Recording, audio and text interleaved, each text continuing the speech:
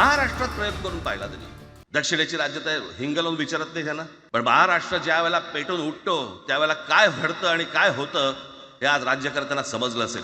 त्याशिवाय का माघार घेतली? विनाकारण आणलेला विषय होता. मी त्याशी त्या भोसेना सांगितलं, म्हटलं मला सांगा उत्तर प्रदेश, बिहार, राजस्थान, मध्य प्रदेश कोणती तिसरी भाषा आणणार आहे? खरं तर आणली पाहिजे. एक गंमत बघा, हिंदी भाषिक राज्य आहेत ती आर्थिक दृष्ट्या मागास. नमस्कार, प्रणाम, जोहार, इन तीनों शब्द में नमस्कार ज़्यादातर उत्तर प्रदेश में बोलते हैं, प्रणाम बिहार में बोलते हैं और जोहार खास करके झारखंड में बोलते हैं.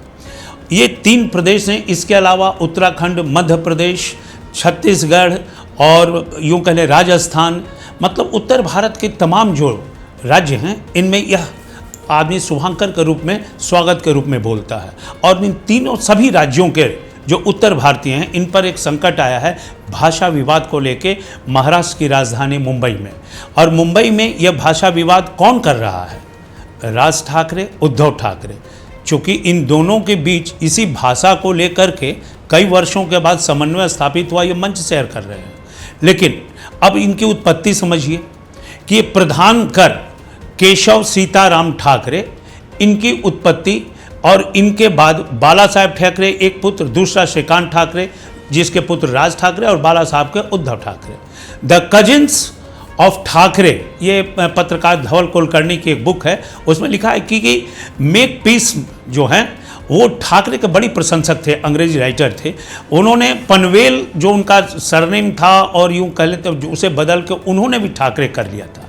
ये संबंध रखता है कि इनसे लोगों को क्या एडमायर करते थे ठाकरे फैमिली को पुराने लोग. लेकिन अगर बात करें ठाकरे फैमिली की उत्पत्ति की तो थोड़ा सा इतिहास में जाना चाहिए, जो इतिहास बताता है कि यह परिवार चंद्रसेनी कायस्थ प्रभु समुदाय से संबंध रखता है.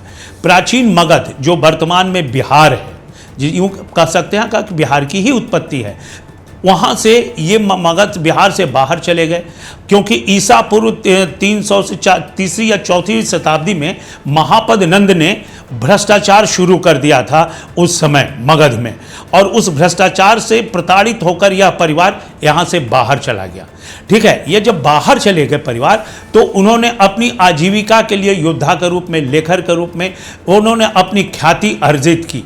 और इसलिए अब जो शिवसेना और मनसे है, इसलिए इन्होंने प्रवासी विरोधी राजनीतिक बयानबाजी से एक तीखा और विडंबनापूर्ण मोड़ पर ला करके महाराष्ट्र और हिंदी भाषियों को खड़ा कर दिया है.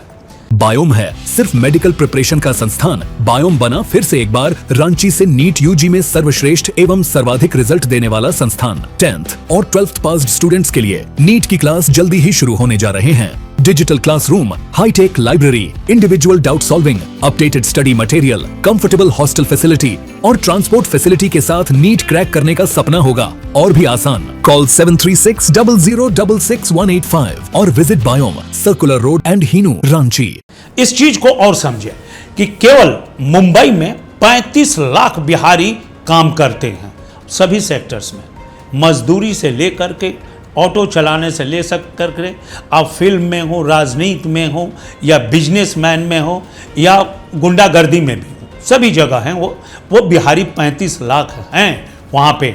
और जनसंख्या की बात करें तो 2011 का जो सेंसस जनसंख्या हुई थी उसमें वो 5,68,06,67 बिहारी बिहार से महाराष्ट्र आए थे 11 में, जो जनसंख्या बढ़ के वर्तमान में अब लगभग 8 करोड़ से ऊपर हो गई होगी.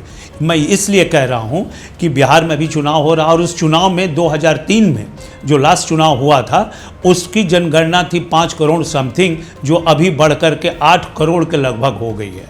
तो ऐसी परिस्थिति में माना जा रहा है कि यहाँ भी महाराष्ट्र में 8 करोड़ बिहारियों की जनसंख्या हो गई होगी. भाई साहब, यह सभी बिहार से ही हैं. अभी उत्तर प्रदेश, राजस्थान, मध्य प्रदेश, गुजरात, उत्तराखंड, झारखंड, हिमाचल सब बाकी है. आप समझ लें कितनी बड़ी जनसंख्या है.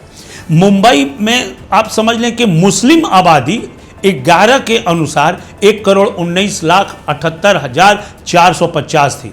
आज के डेट में वह भी बढ़ी होगी.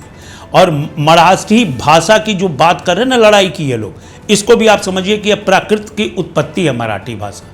और शिवाजी महान जो थे, सभी जानते हैं, हम लोग बहुत श्रद्धा से नाम भी लेते हैं, शिवाजी ने इसे राजकीय भाषा का दर्जा 1600वीं ईस्वी में दिया था इसको। और हिंदी की बात जहाँ तक करते हैं, संस्कृत से उत्पत्ति हुई और संस्कृत से उत्पत्ति होकर के यह आज राष्ट्रभाषा के दर्जा है और देवनागरी लिपि है। अब यह थोड़ा और समझने की बात यह है, मामला यह बनता है कि बढ़ती जनसंख्या वहाँ की राजनीति को दरअसल प्रभावित कर रही है। ठाकरे बंधु आज मंच साझा जो मैंने बताया कि कर रहे हैं, इसी भाषा की देन है। भाषा की लड़ाई पर ही दोनों बंधु साथ में आए हैं, जिसका ज्वलंत उदाहरण आप बोल देंगे ये प्रभावित कैसे करती है राजनीति को। अबू असीम आजमी जो मनखुर्द शिवाजी नगर के एमएलए बने, ये उनके दिल में चुभ गया दोनों बंधुओं को। इसकी वजह क्या है? क्योंकि वहाँ उत्तर भारतीयों का जो वोट है वो बीजेपी को जाता है। अगर बीजेपी के साथ आप अलायंस करेंगे तो आपको भी जाएगा, लेकिन ये अलायंस तो करते नहीं हैं, ये अपने अहम और वहम में रहते हैं और ये गठबंधन तोड़कर देख चुके हैं। क्योंकि बालाजी साहब की आइडियोलॉजी पर ये नहीं चलते हैं, क्योंकि रस्सी जल गई और ऐठन नहीं गई। बाला साहब के सिद्धांतों के खिलाफ ये कांग्रेस की गोद में जाकर के बैठ गए। पद की लोलुपता में ये पिता पुत्र ने सारी हदें पार कर दी, जिसका फायदा सिंधे गुट ले गया। आप देख रहे होंगे कि पिछली बार जो वहाँ राजनीतिक उठापटक हुआ था, सिंधे गुट ले गया, क्योंकि बाला साहब को मानने वाले और चाहने वाले सारे सिंधे के साथ चले गए। तो जो जन नायक गए तो उनके साथ वोटर्स भी चले गए। इनके पास कुछ नहीं बचा है। ये लफाड़ियों की बहुत बड़ी जमात इनके पास बची हुई है। अब उत्तर भारतीयों की प्रतिभा, उनकी मेहनत का ये तो किसी तरह से मुकाबला नहीं कर सकते हैं।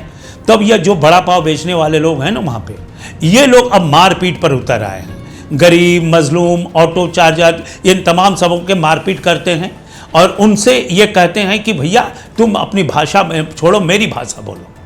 अरे भाई साहब, दुनिया के किसी कोने में जाइएगा, आपको लोग ये कह के निकाल देगा पूरे देश में मराठी हैं। हमने तो नहीं देखा किसी मराठी को कहते हुए कि वो तुम उत्तराखंड की भाषा बोलो, हिमाचली बोलो, हिंदी बोलो, अवधी बोलो, भोजपुरी बोलो, मगही बोलो, मैथिली बोलो, न राजस्थानी बोलो, पंजाबी बोलो, हरियाणवी बोलो, नहीं तो मार के निकाल देंगे तुम हरियाणा तमाम मराठियों को।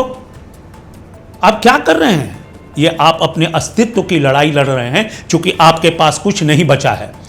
एक उदाहरण आपको देता हूं, आपको याद होगा 1-2 वर्ष पहले की बात है। एक हिमाचल की बेटी जब वहां पर जाके अड़क गई, अड़कना समझते हैं ना, अड़क गई तो सरकार के पसीने छूटने लगे, उद्धव सरकार के, और उसका नाम था कंगना रनावत। उसने दिखा दिया।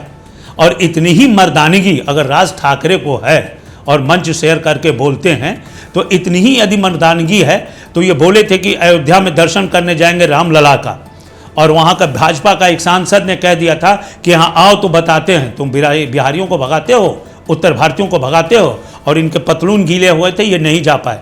उस भाजपा सांसद का नाम था बृजभूषण शरण सिंह, जो अपने अलग मैटर है कि वो किसी विवाद में फंसाए गए, वो हट गए, लेकिन उसका प्रभाव इतना था कि अपनी जगह अपने बेटे को टिकट दिलवा के जिता दिया।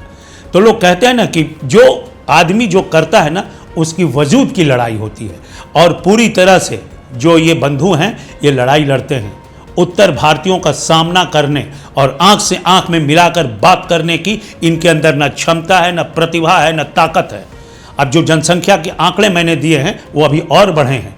अगर यह एक समूह में हो जाए तो यह महाराष्ट्र का नाम बिहाराष्ट्र हो कर देंगे ये तमाम जा करके। वहाँ पे इनकी स्थिति इतनी खराब हो जाएगी। ये अपने इतिहास को ना देखते हैं, ना ये अपने वर्तमान को देखते हैं, ना ही अपने भविष्य को देखते हैं। ये एक वहम की जिंदगी जी रहे हैं और इसी वजह से हम कहते हैं कि अपनी गली में वो भी शेर बनता है। ठीक है, वो अपनी गली में शेर बनते हैं और झुंड में हमेशा भेड़िया शिकार करता है। अगर मर्द हैं और सच्चे राष्ट्रीय भारतीय हैं और राष्ट्रीय हैं तो आपको भाषा विवाद से ऊपर उठकर सबों को गले लगाना चाहिए। कोई बिहार नहीं, कोई महाराष्ट्र नहीं, कोई उत्तर प्रदेश नहीं, हम सब भारतीय हैं कि पग पर पंथ पर चलना चाहिए। यही आपका उद्देश्य होना चाहिए, नहीं तो आने वाला वक्त महाराष्ट्र का विनाश का कहानी लिखेगा। जय हिंद,